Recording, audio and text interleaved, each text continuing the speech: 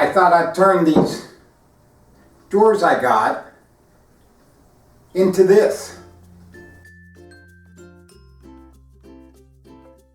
I got these drawers thinking about the Baltic birch that they're made out of. And I thought, wow, I could do something. Maybe even use the drawers as is, or cut them up and use them for something else. So I'm going to do it with this in and out box. I thought I'd cut it up and check it out.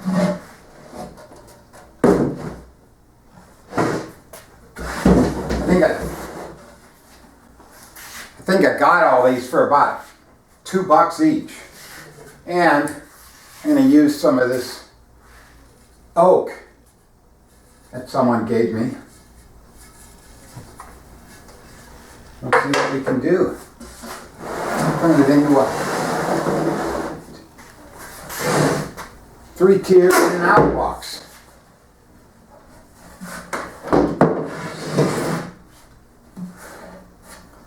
So let's go start that. So I just started by taking one of the drawers that I thought was best for the pieces I needed and drew out on the side the rough cuts of the pieces. So I'll cut those out on the saw, and then I'll do the same for the other side of this box, and I'll get some of my pieces out of that. And by the way, what I'm doing is using Woodsmith's plans, the 3-tier inbox for this project.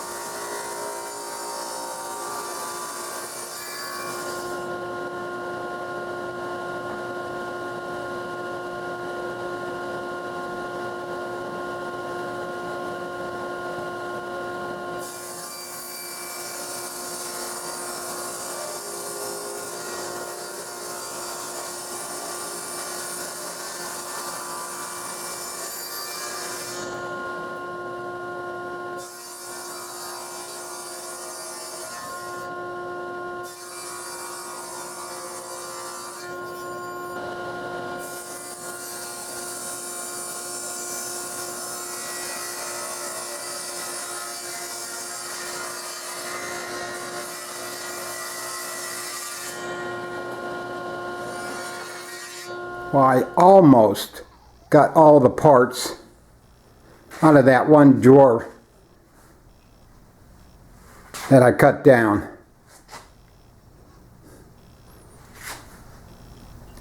I need one more bottom layer, or bottom piece to the drawers, which is G. And on these front panels, or the front pieces of the drawers, I came up short just a bit. I cut one part short. No matter how many times I tried cutting it, it still came up short. So I need one of those. And I just about, like I say, got all the parts out of the one drawer. So I'm going to put the 45-degree angle now on the A parts. And the A parts are these uprights. And we're putting this 45-degree on.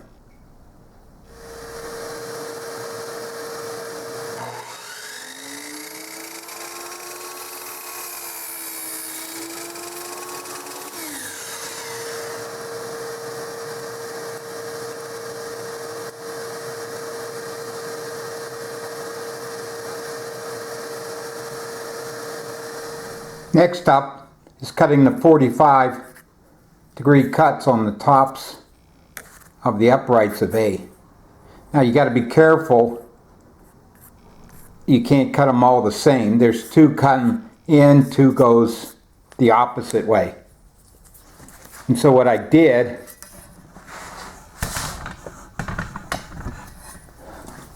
I just laid them out and made sure and marked which way the cuts would go.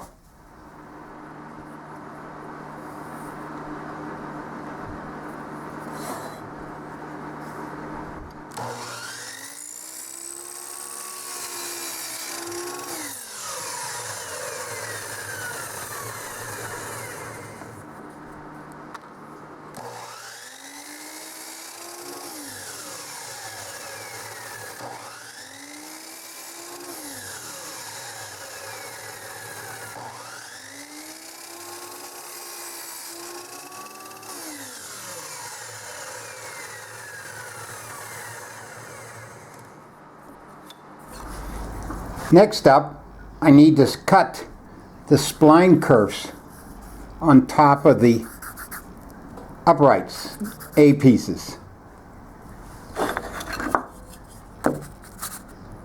So we'll do that. And the instructions have us putting a board here and then putting the pieces on. I went a step further and put 2 more to hold it instead of a clamp. And that just slides in there then. It holds it. Each one of them will be the same distance. So now we'll put the curve in.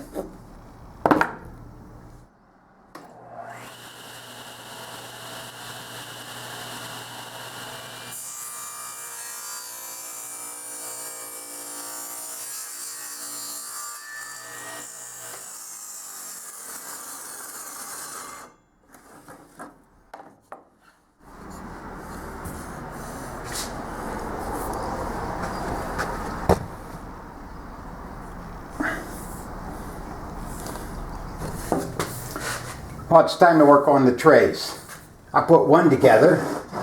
It's not glued or anything. I just have it dry fitted. And I still have to cut the notch here for the handhold here in the front. So what I did was just lined it up, marked the bottom. We're going to put the groove for the bottom of the plywood bottom. And I even marked where I wanted to cut the 45s.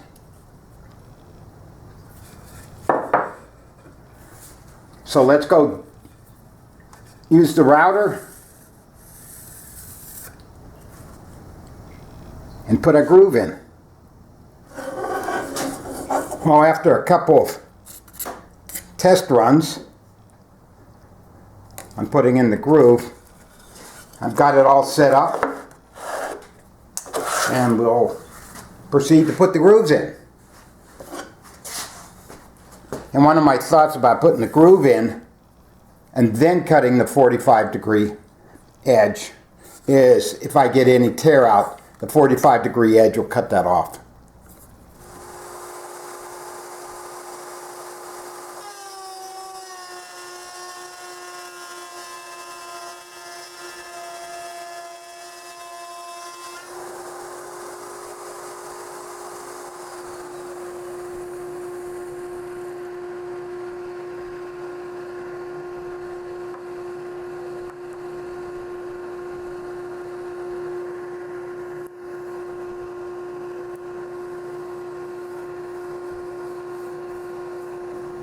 I've got the grooves cut and the corners cut for the second tray. Let's see what. Oh! How'd I get the groove on top? I planned that out so good too. Nah. There it is. So we'll dry fit this one. Now we're on to the third and last tray. And we'll mark. We're going to put the groove for the bottom.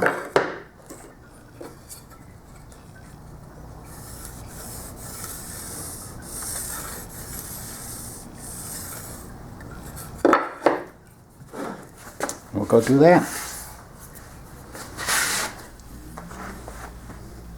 After doing a couple experiments for the hand cutout, I came up with what I liked, this idea.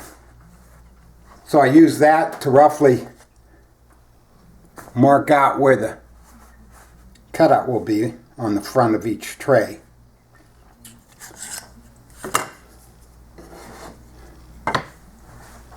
And then I'm using an 11/16 spade bit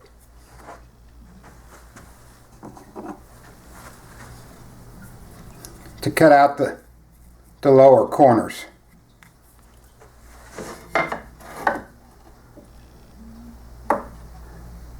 And what I found the best on this Baltic birch is to drill down halfway or so and then flip it over and drill the other half. That way you don't have any tear out. And on experimenting on chip outs, I got quite a bit on various forms, trying out different ways to do it. So let's go.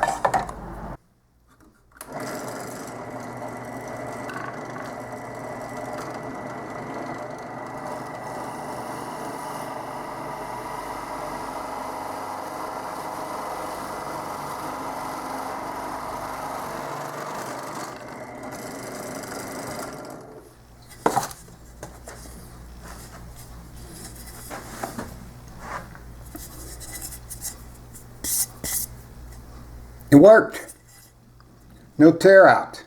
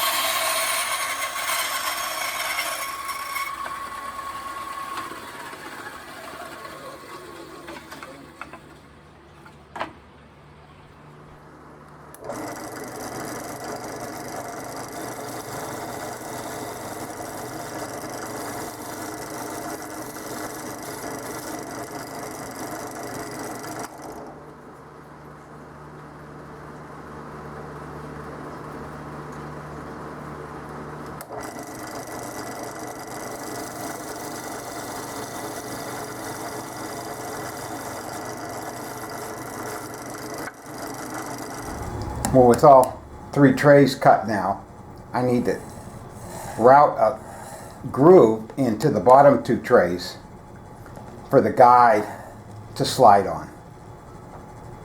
So we'll do that now. Well, the plans call for the slot to be in the center and to stop 5/8 of an inch from the end. So what I did, set up a stop block.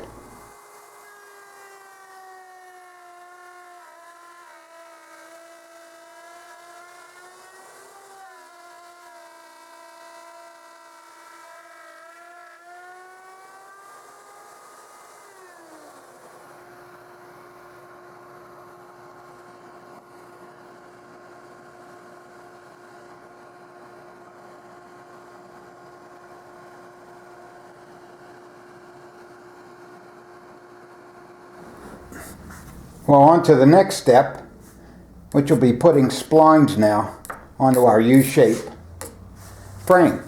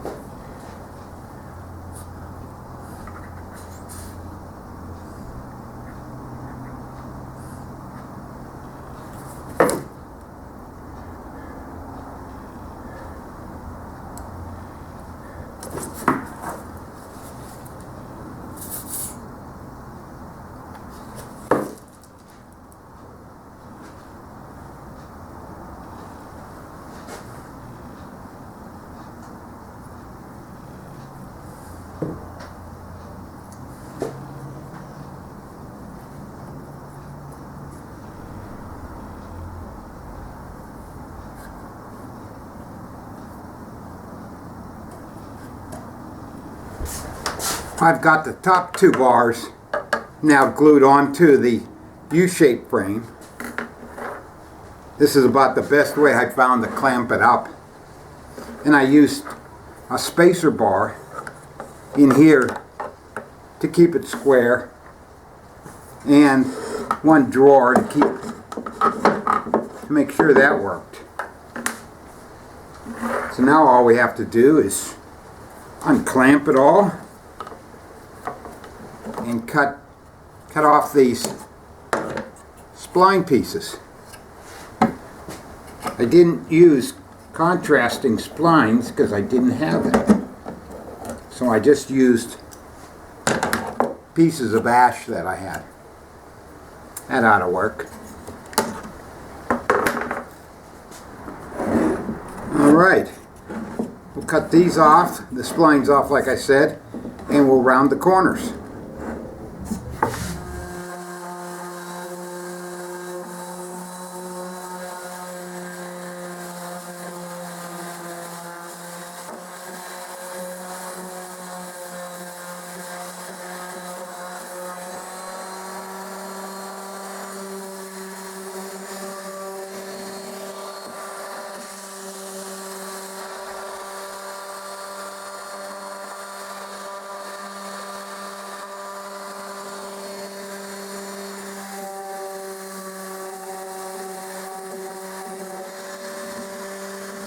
And now for the guides for the trays. I'm doing the middle rungs first. Put a spacer, 4.5 inch spacer. And just glued and screwed it in. Now we'll do the other side. And that'll fit just like that once I get it glued and screwed.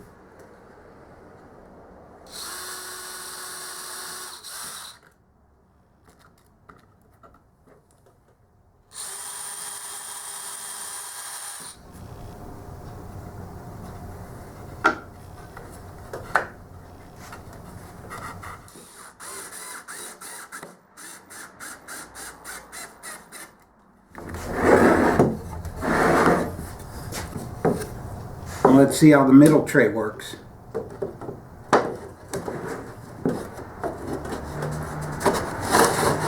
It works.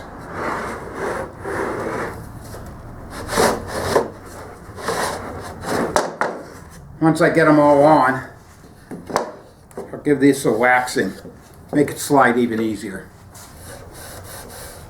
Put some paste wax on the rails.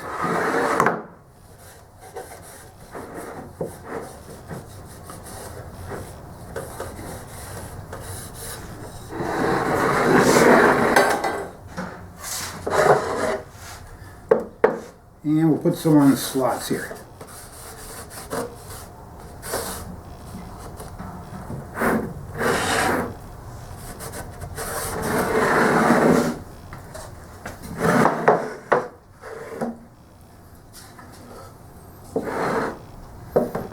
Okay, moment of truth. Oh my.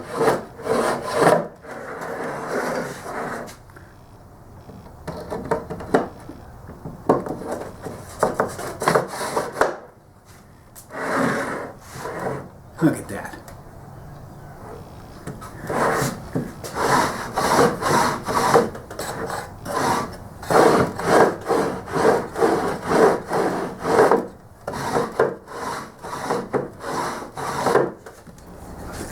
Well, with the frame now sanded down to 150, I'll put a couple coats of clear wood finish lacquer on.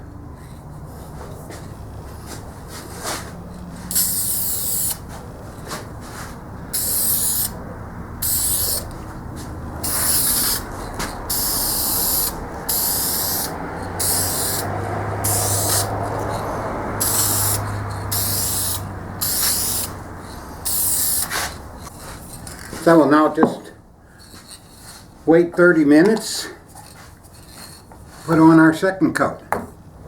Well, there you have it. My 3-drawer in and out box. The bottom two drawers are obviously able to open, and the top one is stationary. So hopefully that'll give me some organization back in my office. Well, thanks for watching, and I'll see you on my next project. So, after that careful planning, I cut it on the wrong side. Now, got it.